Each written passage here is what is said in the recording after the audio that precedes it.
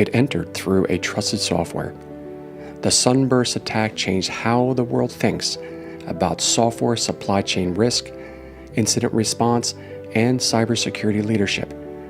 Today, Tim Brown brings more than 25 years of experience to his role as partner and CISO in residence at Team 8, helping security leaders and founders build more resilient, secure by design organizations. Welcome to From Supply Chain Breach to Secure by Design, Lessons Learned from Sunburst. Hello, everyone, and thank you for joining the APT and Cybersecurity LinkedIn live event. My name is Alex Mavro, and I'm joined by my co-host Aaron Stilwell, together with special co-host Michael Oberlander, and our honored guest Tim Brown. Tim, let's start off with a little background and what shaped your approach to cybersecurity leadership. Yeah, great question. So, I came into the CISO role in security in a little bit different ways. I've been building product for many, many, many years. So started off as an engineer, became a CTO, ran engineering teams, ran development teams, ran product teams. And then I'd been building things for CISOs for many years. And I decided I wanted to go be one. Because sitting in the seat, as everybody knows, is very different than looking at it from the outside. Yeah. That's what I did at SolarWinds. And first 4 years were going wonderful. Next 4 years were a little difficult. But I think everywhere it's difficult after a couple of years, to be honest. I mean, I know, I've been there. I know how it is after 8 years of security management. So I understand what you mean. What made Sunburst different from the incident terms thought they were prepared for? Yeah, Sunburst was pivotal in a number of different ways. One of the first ones was that the sophistication of the attack, right? So it was attributed to the Russian SVR, which was not in itself unique, right? The Russian SVR has been active. We've been active. Countries around the world have been active for a long time. But I think what it really made the public realize is that this isn't a science fiction book. This is something that really can happen. So I think that's one of the things that happened. The other one was that it was such a consequence on supply chain. So internally, we called it a supply chain attack on day one because our source code control system wasn't effective. Mm-hmm. And it was our build system. So I called it our build supply chain that was, attacked. But day two, I found out more internally how many places in the supply chain SolarWinds fit. They were holes over there? Yeah, we sat in the middle of power grids. We sat in the middle of every manufacturer. We sat in the middle of, we had, over 50,000 customers running Orion. Wow. So we sat everywhere in the middle of a trusted network. So I think that's the other thing that really kind of sparked everybody's, and 18,000 folks had the copy of what was tainted. I see. Yeah, thank you. Michael, do you have any questions? Yeah, great to meet you, Tim. Good to see you all. From my perspective, the big challenge that all of us face is that we oftentimes can't speak openly. Can you share with the audience in brief terms, and not as a lawyer, but in brief terms, what this means that you have this with prejudice, this kind of final say that you now can talk openly about it? Because I'm under NDAs, you others are under NDA, so what can you tell us about it? Yeah. So everything's done, which is great. So, I think when I start giving the SEC some grace, right? The SEC was looking to improve cybersecurity for public companies of the world, right? And with that, in order to do that, they really needed to find a case that they could, really try to have enforcement be, something that would drive the correct behavior. So really policy by enforcement. Our case was that case, and in many ways they did achieve that, right? CISOs had conversations with their executive teams, they had conversations with their boards, they talked about liability, they talked about responsibility. So that lens that was put on top of the CISO role was probably a necessary step in the maturity of the role itself. I happen to be in the middle of that. So, we've always denied all the charges or the intent, all of those things, and we're still there.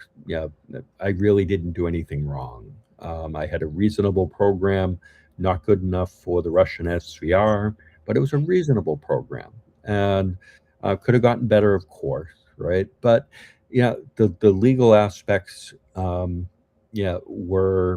were hard, they were long, they were daunting, they got really nasty as well when you looked at the words that were being used against me in some of these things.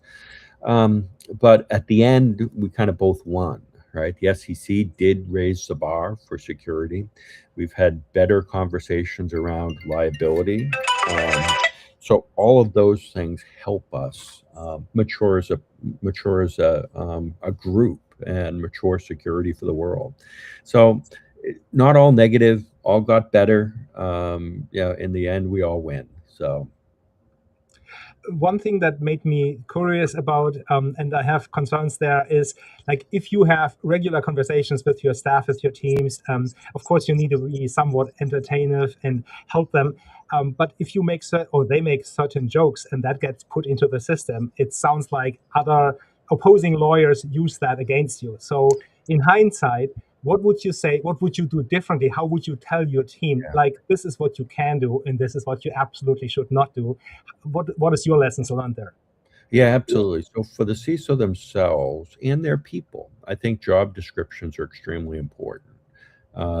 What you do, and more importantly, what you don't do, right? Being a member of a committee that decides on disclosure is very different than being responsible for every disclosure.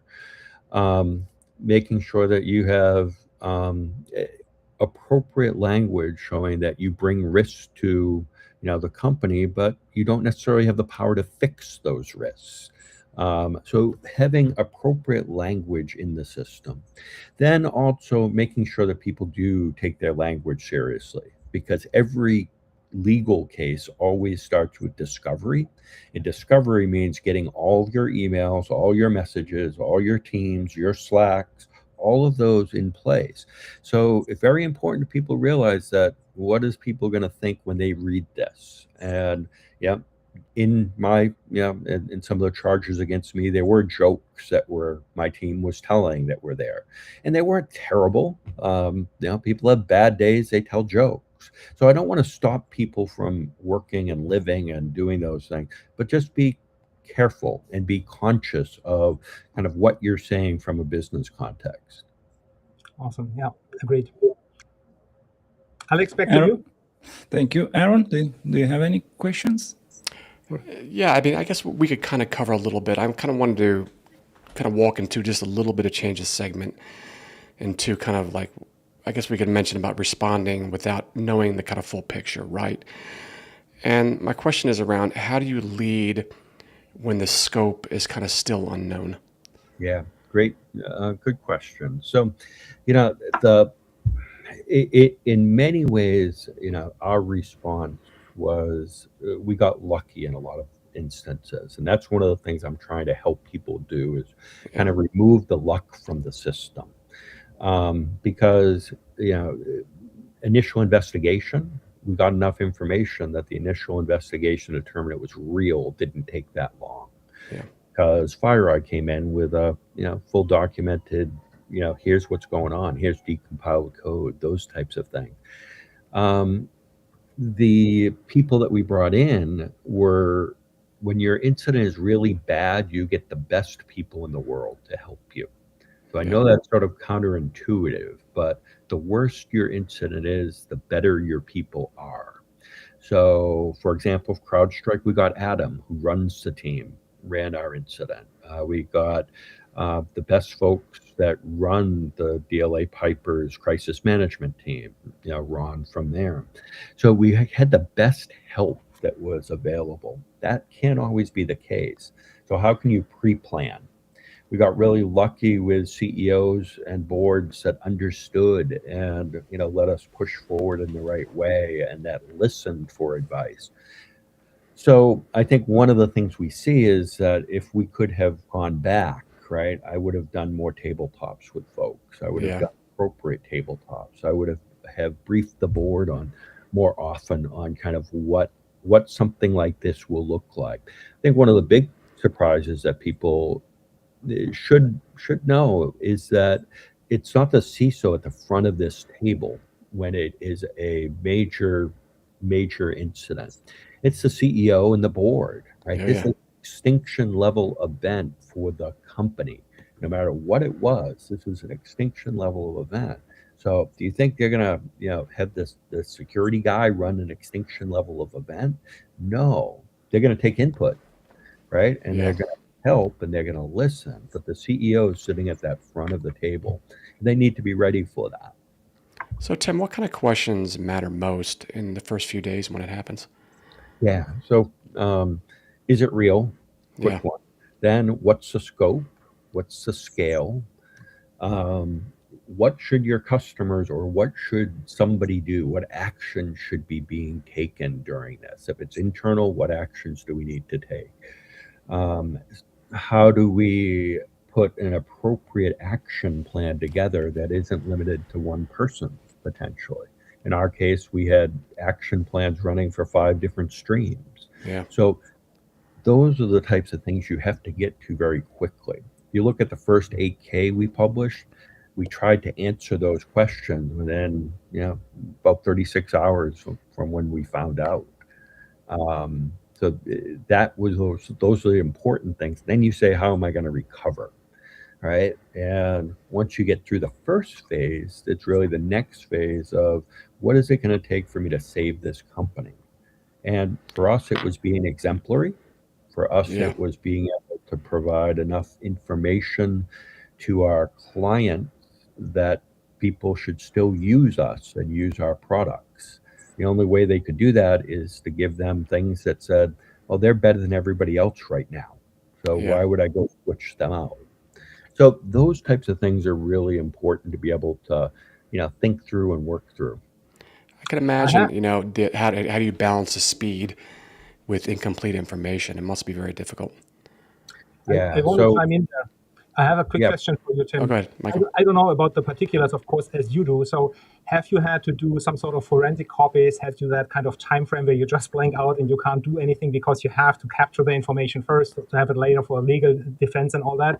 And how have you managed with the board to tell them this is what is going on, this is how long it takes, this is the kind of third-party vendor that we are waiting on, and that is doing that? That's key for others to learn from. yeah, yeah, absolutely. So you start with what you know, and you don't try to guess, right? If you have to guess something, you make sure you call it out as a guess. So start with what you know, and usually shift towards the worst case scenario.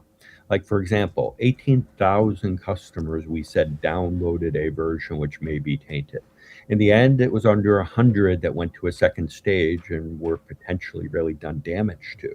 But if we had said that up front and sort of guessed, oh, well, most of these customers would not really negatively affected, and that became wrong. We would have been guessing again, and our numbers would have kept changing.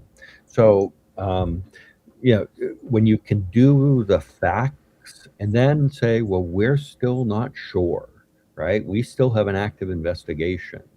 Somebody would say, well, how did they get in? What did they do? We're not sure yet. We're still investigating. And that's an okay answer. The other part is during one of these major incidents, people want to talk to people. Okay. Your written word isn't enough.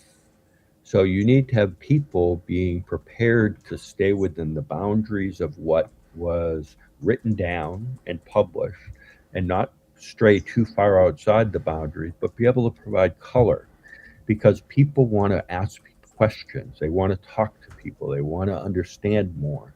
So, and it is very appropriate.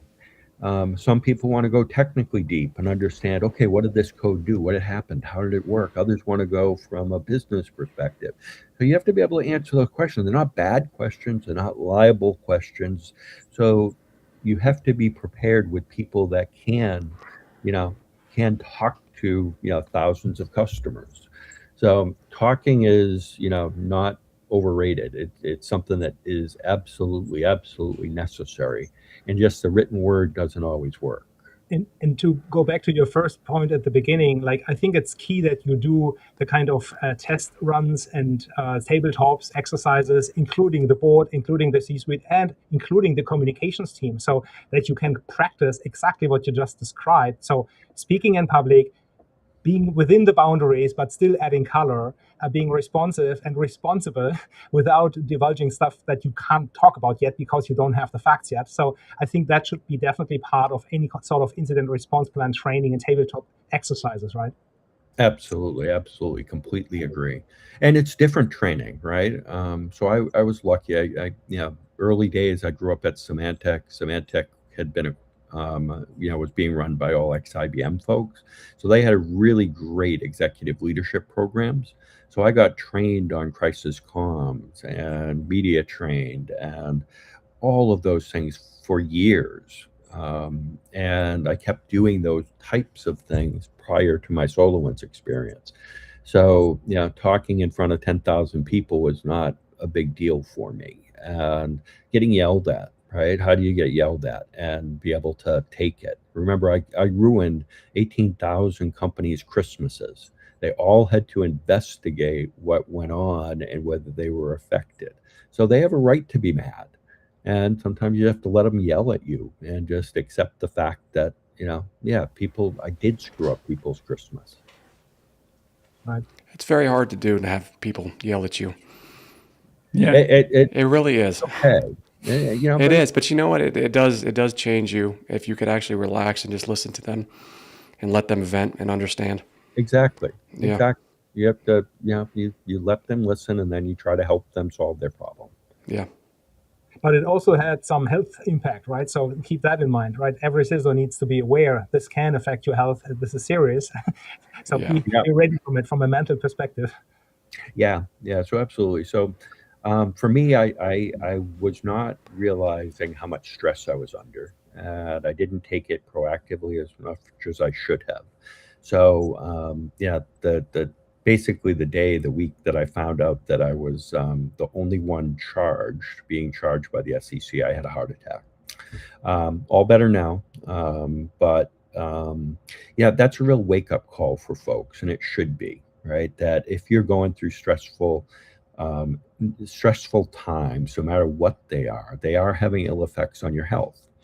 And met a psychologist from Israel the other day. I can't remember his name. I need to get it down. But he studied happiness for a long time. And one of the things that his presentation said is stress is not our problem. It's the recovery is our problem.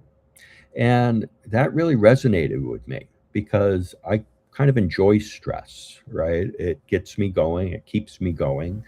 And I don't want to eliminate stress, and I know I can, but I can have a recovery plan. I can have recovery programs, right? I can breathe more often. I can take a walk. I can go work out. I can equal my recovery to the stress that I'm facing, and that makes me be more healthy. So I think we can absolutely do better on stress, and I think recovery and realizing that you need to recover and putting the appropriate plan in, at least for me, that works well. I think that is a great point, and that's also important for the team, like the involved staff, the incident response teams, the various providers. You need to schedule for that. Like a typical incident takes a long time. This is not something you do in 24 hours. This is going on for months and if not longer, right? So you need to change and flip the people, switch them out, and have them recoup energy. Yeah, and that's one of the things I think we should be asking our teams, right? Because security is always on, right? One minute everything's fine, the next minute, everything's blowing up, right? And it's sometimes not your fault. It's simply, something that happened from a third party. It's other things. But that's kind of the life of an incident responder. It's a life of your SOC. It's a life of, your operations team and your threat hunt teams. So I think we need to start asking questions more about, how are you recovering? Because we know we can't take down your stress too much, but what are you doing from a recovery plan? And ask our teams and start talking about it more. I have a question over here, Tim. What must the CISO personally own during a crisis, for example? Yeah. Um, so, the CISO needs to fit into the places that really do make a difference and that they fit in. So it's hard to say what the CISO role should be. They Yeah. need to be present. They need to be working. They need to be helping wherever they can. In different, So collaborative, right? yeah, but they have to be adjustable. So one place that I was a translator. I think you'll Mhm. see a translator often be the CISO's role. Is how do I translate this complex For the boards, right? board to the executive Yeah. team, to Yeah. press, to communications, to reviewing documents, reviewing everything that goes out. I think that's one of the common places. To being the voice sometimes, Yeah. to being the investigator sometimes, Yeah. to being, for me, I was running across all of the teams, just, helping to fight the fires, taking escalation calls, those types of things. But that's because of the skills that I had. You're going to have other CISOs with great skills in diagnosis, or great skills in, you know, um, on the, really the threat details, and they'll be publishing white papers and those types of things. So I think the CISO needs to understand and model, what will they do? What will they not do? Where do they need to bring in Do help? you, do you think the CISO might be or need to be as a one person? I mean, do you think the CISO should be as a risk manager? I mean, to have that kind of skill, or to have multiple skills, for example? So post-incident CISO, very, very different than pre-incident. I see. And when people say that the CISO is fired, right? Yeah. They're sometimes let go because they don't have the skills necessary for the Indeed. Yeah. day after an incident. So I've said before that, if I wasn't me, I would have probably fired me, because I needed somebody like me, right? Mhm. To be able to manage through that incident. Nothing But it's wrong. hard to find a clone. Yeah, but nothing wrong with that. Or augmented, right? I'm a fan Mhm. of augmenting. Yeah, we had people come in and augmented me. So it's hard to say what the CISO needs to do, but they need to know what skills they have. They need to Yeah. know if they can't handle basic incidents. We have hundreds of thousands of them all the time. That's a Yeah. very different basic skill from a CISO perspective, right? I don't Yeah. bother my executive team with 98% of these things that happen. Me and my team handle all of them.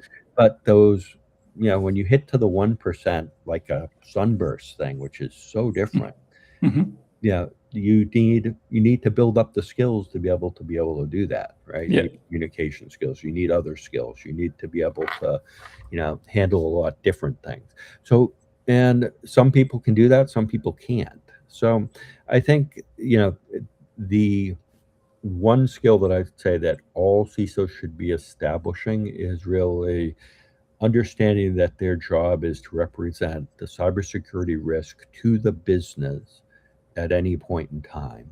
And that needs to be 100% of their job, is they are the Yeah. translator from cyber risk to business risk for my company.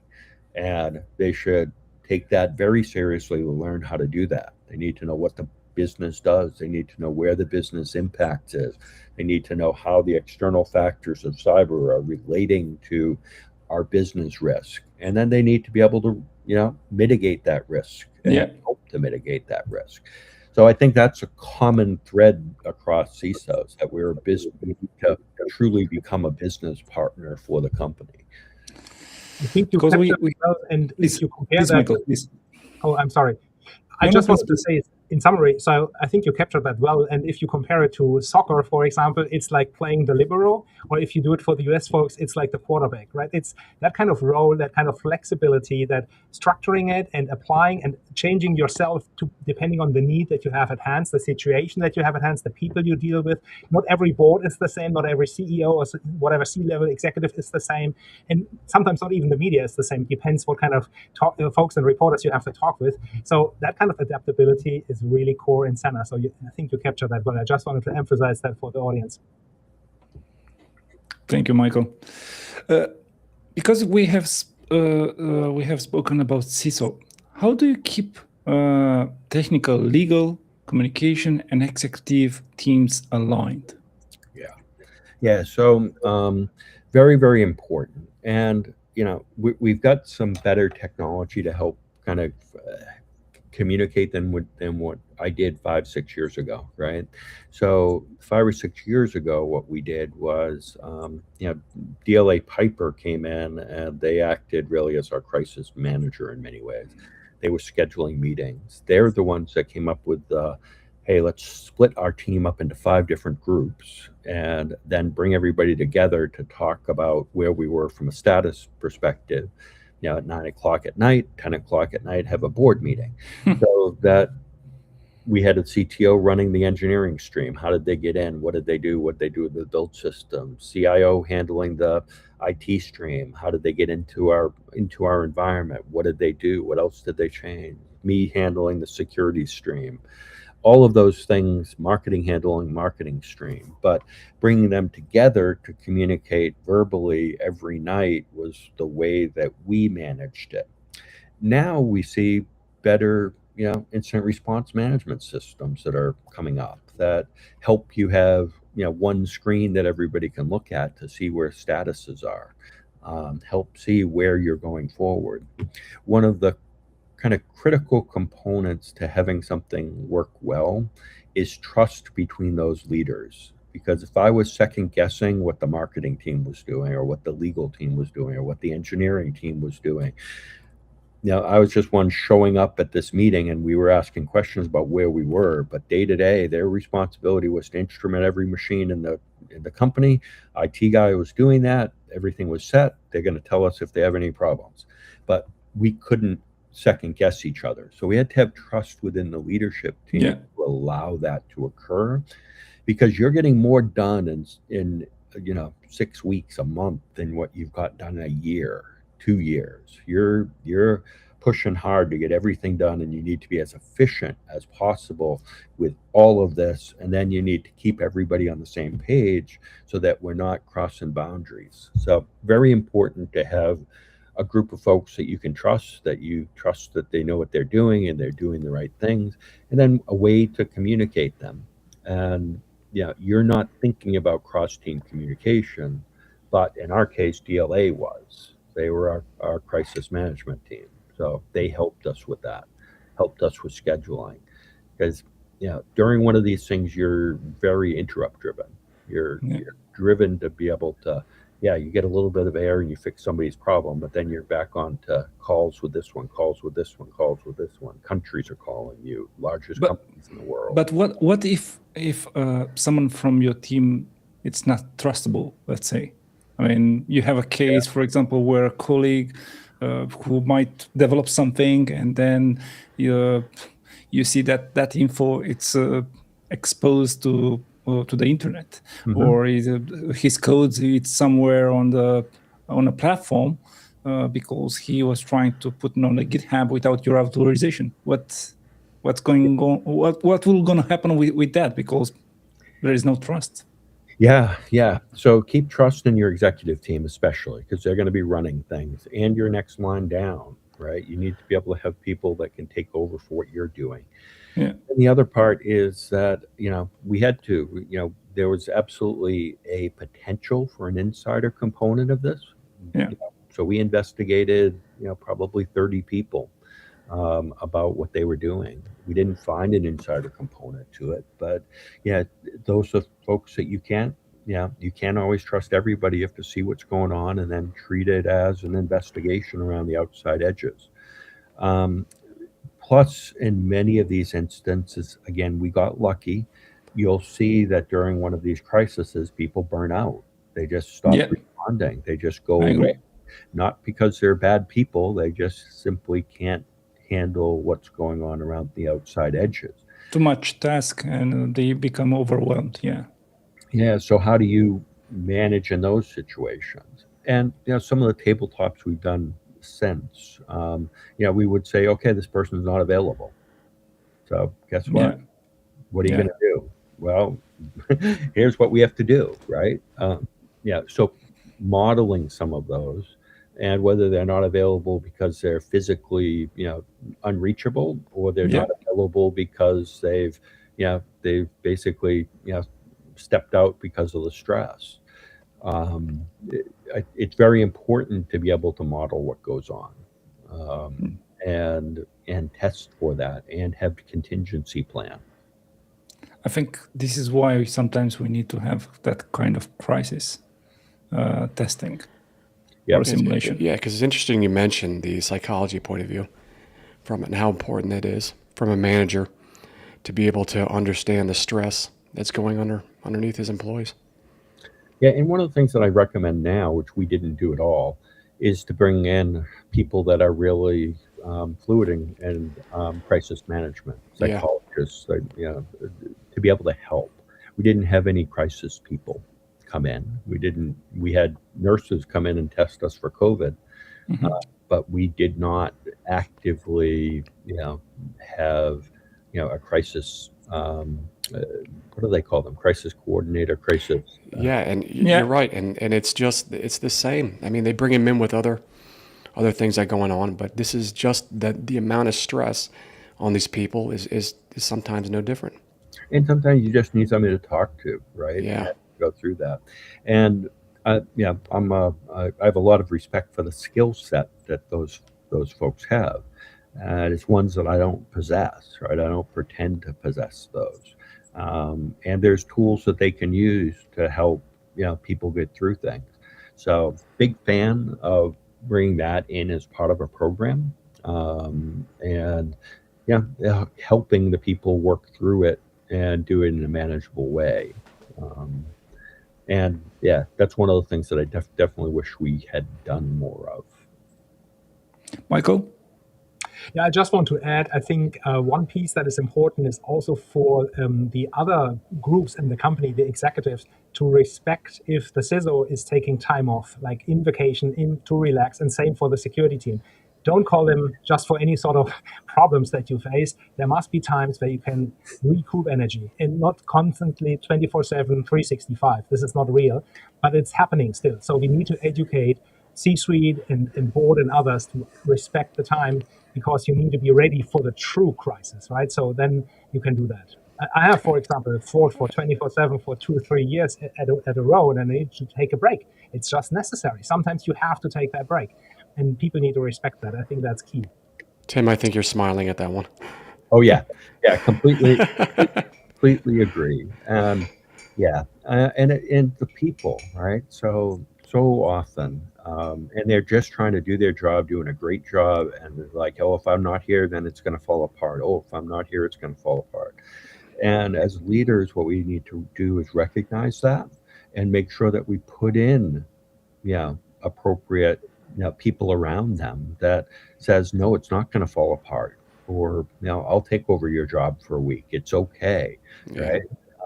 And we instill a lot of stress on ourselves, and we definitely do need to, force people sometimes to manage more recovery.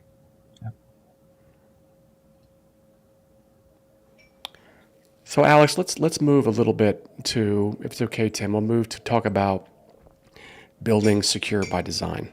Okay. How do you move from remediation to kind of like a real transformation? Yeah, great question. So, when you look at your first kind of, straight after an incident. It's all about remediation. It's all about getting things right. It's all about doing the root cause analysis, all of those types of things. And, in our model, what we did is put secure by design as a program before it was, really a common term in many ways.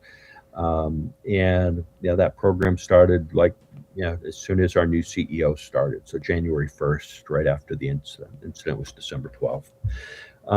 And Secure by Design, I like to explain it as an umbrella program that involved really the entire company.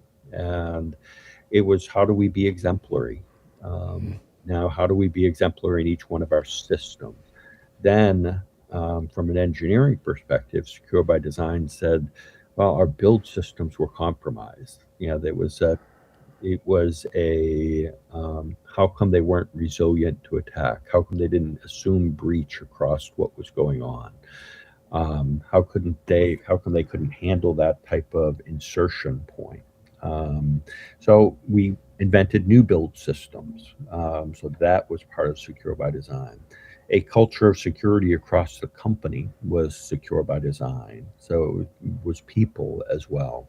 And then, different programs inside of, the security team, my team, right? Full-time red teams, a security audit, full-time position for security audit, a 3 SOCs, 3 EDRs, so triple checks of everything. And continue forth thinking about how do we make sure that we realize where we are from a security and risk perspective, and make sure that the business understands where we are. Back again to being exemplary, right? Yeah. And inside the IT, we made some unpopular choices that we had to do, right? So all managed devices, we had to use YubiKey for everyone. You don't get in off a non-managed device without a YubiKey. Lots of microsegmentation, all sorts of things in that area. And now we had to change the way that we dealt with contractors because of those choices. So a lot of things that moved us forward, but in the end, Secure by Design ended up giving us a method to be able to have enough information that our customers who loved the product still wanted to use the product, but their executive teams and boards were saying, there's no way you should be using SolarWinds anymore, right? After this happened. So throw it out. We don't want it there.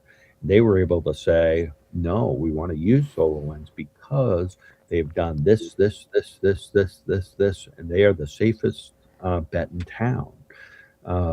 And with that model, we went up to 99% renewal rates before we were sold to private equity. That's fantastic. We were at 92 before the incident, went down to the 80s during the incident, and back up to 99. Wow. So, and that was because of the trust that we built back up with the world. Yeah, wow. So I what kind of I'm sorry, go ahead. question. I have a critical question there, so forgive me to be direct to the point. I actually was curious about the role, and it sounds like they still have not elevated it. So from your take, what you said about the whole company is in that program, I think it should also affect the kind of reporting structure and the seniority and the level of the role, but it didn't seem so when I spoke with them. So what is your take on that, and what do you think should be the right reporting structure for the CISO in companies that take it seriously? Yeah, so a lot of different reporting structures, right? So the way that I treated my security team, right, is that I reported to the CEO, and my team actually reported through to the CIO. So from a structural perspective and a team perspective and a kind of personnel perspective, that worked. The escalation point was I reported to the CEO and had meetings with him all the time, and had opportunity to get in front of him and the board anytime I needed.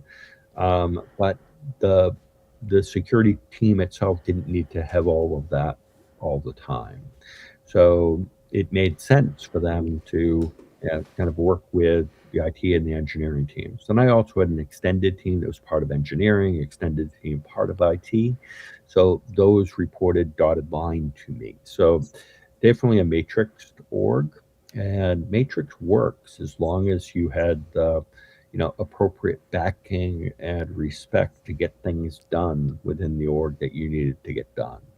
So it was less important for the structure of reporting than the kind of the influence and the direct line to those who were making the decisions. So as long as I had that direct line, I could make decisions. I could make case for my budgets. I could make case for certain things happening. During this whole phase, I was the nice one in the room, right? Our general counsel and our CEO, somebody would say, well, Tim, I don't like the idea of using a YubiKey. Says, well, don't go tell our general counsel, he'll just fire you. I'll give you a chance to navigate off of it for a little bit. So those types of things were extremely important. So we had, at the executive team, zero tolerance for things. And people did get fired, right? Or did get let go because they didn't want to work within our new environments. And that sort of set a message across it. So the structure of reporting isn't as important as, are you getting the things done that you need to get done? And are you working with the right people to get those things done? I've seen them work very, very well. If your message is getting tainted in its process going up through to the executive team, that's what I look out for, right? If it says, oh, I've recommended these things and I see these things and my message has stopped at my management chain and hasn't kept going to the executive team and the board, that's what I worry about, right? If you happen to report to the CIO and they say, yep, you're going to do your deck, I'm not going to touch it, it's going to go to the board, and we'll work together to get those things fixed. That's a fine as long as you have that type of relationship with the folks. So the relationship and the message and the outcome is what you look for, not so much the structure. Yeah, agreed. But the challenge is you need to have that escalation path that you can directly communicate with the CEO and the board. If they don't give you that from the get-go, and they say, no, you first have to do that in technology, IT, OT, whatever the engineering, whatever the function is, that is challenged, right? Because you don't have that ability to bypass the filter and validate Right. that the filtering is not happening. But instead, as you said, the deck and the communication path really is established. You can talk what is necessary. You can expose the risk. You can let them make those folks that can take the risk make the decision, and not someone in technology, not someone in IT. That's a decision that needs to be done by the board because they are the ultimate risk owners, right? That's paramount. Yeah, I agree. And hence the idea of, your job as a CISO is to be able to represent the cyber risk of the business to the appropriate parties within the company. And that's really your primary job. And then everything else becomes secondary. And I think we are maturing to that. Some people have met that, but definitely not all of the CISOs. Agreed. It's still 60-40 or so. Okay, because we have to go to the last part called lessons for today's leaders. What should customers ask their software vendors? Great question. And even as a software vendor, they don't ask enough. So absolutely you want to be able to understand what they're building, understand what risks they're bringing into your environment, what services they're providing, and not through a questionnaire. Like a third-party risk questionnaire, you mean, right? I manage SolarWinds many customers, right? And so I don't know, 3,000 or so maybe questionnaires came in. And I had probably 2 or 3 intelligent conversations with our customers about those things. Mm-hmm. And that has to shift. So I would love to see more pressure on vendors I would love to see the consumers of technology really looking at saying that, what risk does this product that I'm bringing in, really present? And when it presents a high risk, have a conversation with them, dig it deep into how they're protecting themselves, dig deep into how they're building the solutions, dig deep into, what happens when we do have an outage or we do have an issue. So do the what if scenarios with those vendors. So we didn't get on the mission business critical software list for very many customers because we were too inexpensive. If you're doing a power grid that's $1 billion project, this little $100,000 piece of software that fits there doesn't even hit the radar. What they didn't realize is we sat in the middle of their network. So the questions were being asked were incorrect. It was, what data do you have access to? What systems do you have access? Where do you sit in a network that may give you access to other things? If they had asked those questions, we would have been popped up to the top in many cases. So I am a big fan of the consumers of technology putting more pressure on the vendors to be more transparent, to share their SBOMs, to be able to share how they build, to be able to have them attest to their processes, and not just accepting a SOC 2 as evidence that somebody is doing the right thing or an ISO. But that's going to take changes on both sides. That's one of the things I had hoped, that supply chain would have gotten better after our incident. It really had a lot of momentum. That momentum just really lagged now and has become less emphasized. But I think vendors should be held more held to be able to be as transparent as possible, and sharing information that allows the consumers to really recognize the risk that vendor is presenting. And just to add to that, so everything that you said, I 100% agree. On top of that, I would like to say it's not only third-party risk, it's nth-party risk, because the third party has their third parties who have their third parties. So it becomes an exponential curve. Most CISOs and most companies underestimate that kind of risk. And so as a software vendor, particularly because of that very detailed supply chain with many instances of different vendors and so forth, up chain or down chain, depending how you look at that, is really key to make that kind of homework and to ask as a CISO, your software vendors and suppliers, have you done third-party risk management? Have your third parties done their third-party risk management? So having that conversation is absolutely paramount to prepare for that kind of situation there. Yep, absolutely. And then AI just brings a whole new vector into this. And I'm a big fan of bringing back really good architecture, really good design, really good inspection, and really hard questions. And we've simplified things down into, questionnaires and standards that say, oh, well, you must be secure, you have these things. And it's not enough.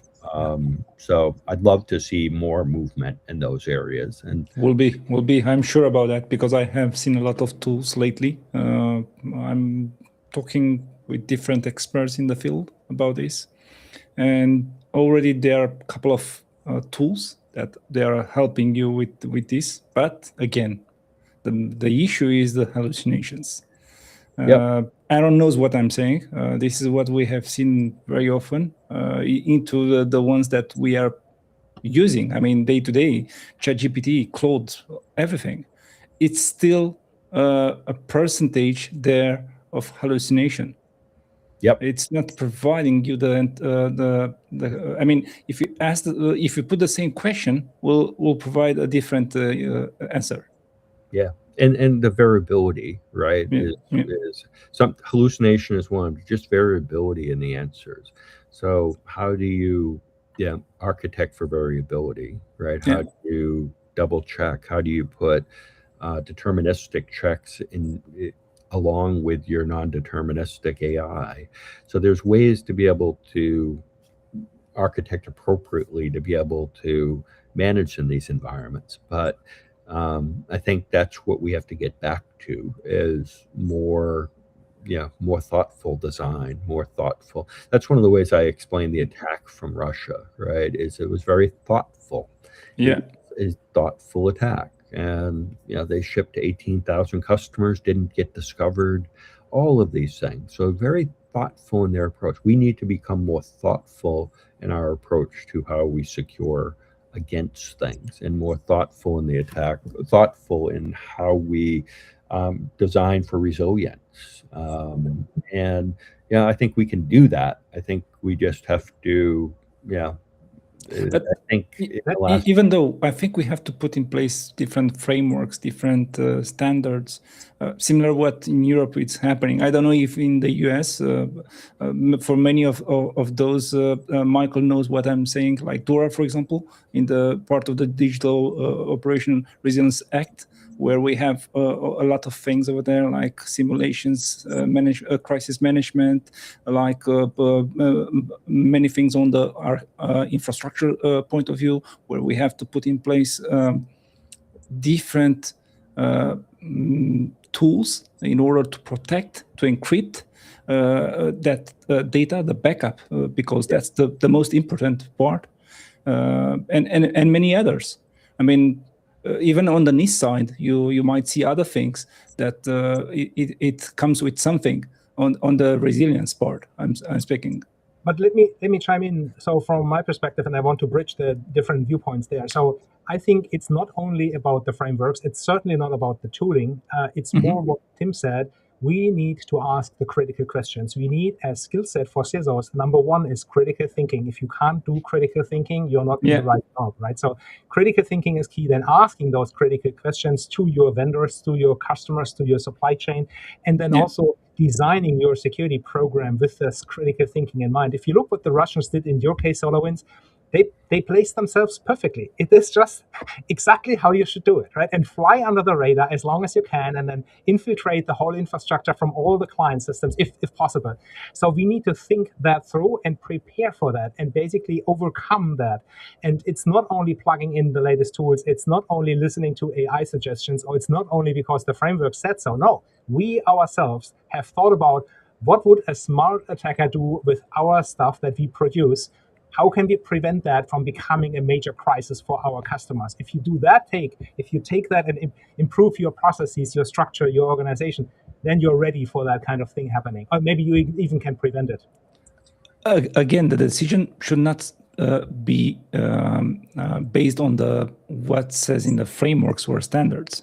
The decision is you as a person. Okay, those are the best practices. That's something else, for sure. Yeah. So you have to see if the best practices could help with something. But again, the decision should be on your side, not from the AI or from the standard or the framework or whatever it is there. Yeah. Okay. Yeah, and it is more. Yeah, we can get assistance through AI for discovery and other things, and no question. But I think some of the modeling that we need to do, some of the resilience that we need to do, some of the new mechanisms that we can put into place that help us become more resilient and kind of tomorrow's world is going to help. We're not going to get it right all the time, but what can we get right? Yeah. What can we get to be as resilient as possible? I think that we do need more thought in what we're doing as opposed to just the doing.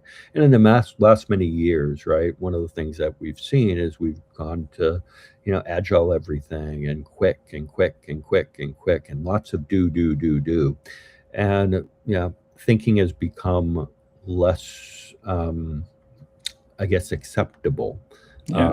And deep thought and research, and it's doing has been what we've been measuring ourselves on. So I think we will need to move into a more thoughtful representation of how we make environments resilient, and I think that's one of the conversations that we need to really spark and take time to do, and as opposed to just measuring where we are with our programs and continuing to improve them.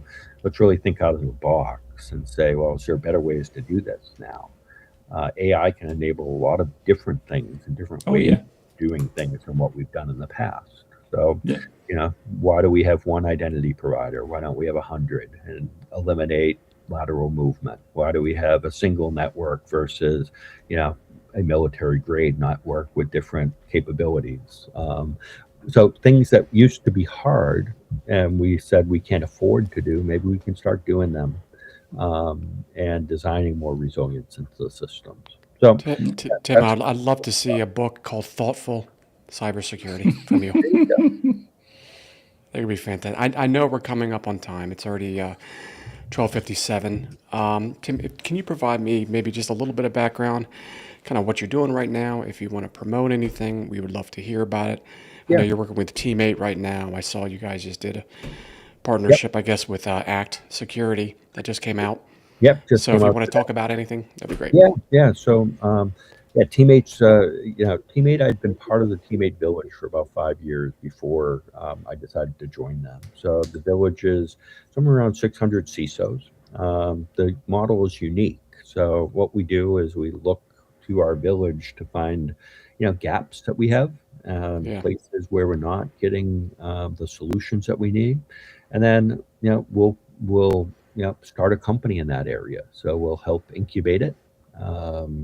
Teammate actually gives them a place to start. They give some HR help, finance help. They just start and focus on their idea. Is it a traditional VC or? It is a VC, but focused on incubator and A rounds. Okay, So, got it. and then we provide funding, like ACT, for example, started as an incubator.